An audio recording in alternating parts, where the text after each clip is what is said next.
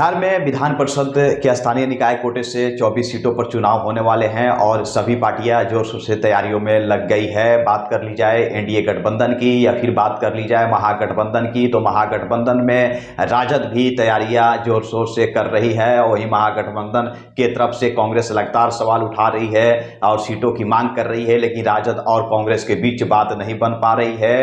राजद का कहना है कि हम अपने बलबूते स्वयं विधान परिषद की 24 सीटों पर कहीं ना कहीं लेफ्ट पार्टी के साथ लड़ेंगे और कांग्रेस एक तरफ नाराजगी जाहिर कर रही है। कांग्रेस का भी कहना है कि कहीं ना कहीं हमें दरकिनार किया जा रहा है। 4 से 6 सीट मांग कर रही है कांग्रेस, और कांग्रेस भी कहीं ना कहीं अंदर खाने से खबर यह आ रही है कि वह भी 24 सीटों पर चुनाव लड़ने की तैयारी पूर्ण रूप से कर रही है। दूसरी तरफ बात कर लिया जाए चिराग पासवान को लेकर के, तो चिराग पासवान भी अपनी तैयारी जोर शोर से कर रहे हैं। विधान परिषद के जो स्थानीय निकाय कोटे से 24 सीटों पर चुनाव होने वाले हैं, उसको लेकर के लगातार कहीं ना कहीं चिराग पासवान की फिर से एक बार कोशिश रहेगी कि नीतीश कुमार के उम्मीदवार को कैसे डैमेज किया जाए। हालांकि आपको बताते चले कि नीतीश कुमार के पार्टी यानी जेडीयू के तरफ से एनडीए गठबंधन में 11 सीट दी गई है उनको चुनाव लड़ने के लिए। बीजेपी 12 सीट पर चुनाव लड़ेगी और 1 सीट पर पशुपति पारस गुट के नेता चुनाव लड़ेंगे, यानी पशुपति पारस को 1 सीट एनडीए गठबंधन के तरफ से दी गई है।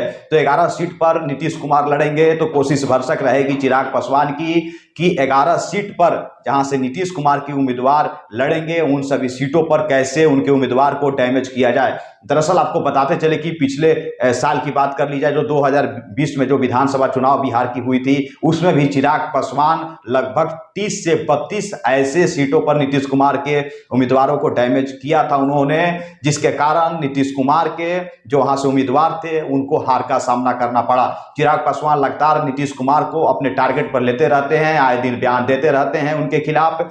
2020 वाले विधानसभा चुनाव में चिराग पासवान अपना अलग उम्मीदवार उतारे थे और पूरे बिहार में 147 उन्होंने अपने पार्टी की तरफ से उम्मीदवार दिया था।